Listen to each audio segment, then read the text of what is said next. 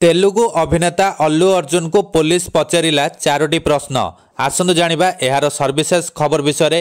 तेलुगु अभिनेता Allu Arjun police station पहुंचवा परे Hyderabad police मंगलवार तांकु पचराउचरा करिछि।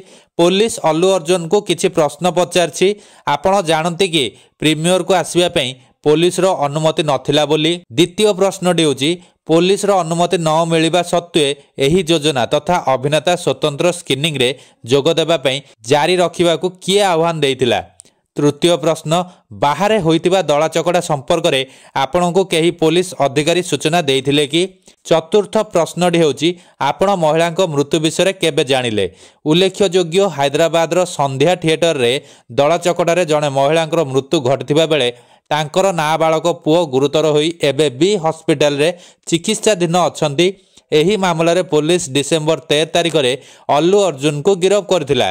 तेबे एही दला चकड़ा मामला रे पूर्वरु डिसेंबर 8 तारिख रे थिएटर रो मालिक, जनरल मैनेजर एवं सुरक्षा परिचालकों को गिरफ्त कर जायथिला।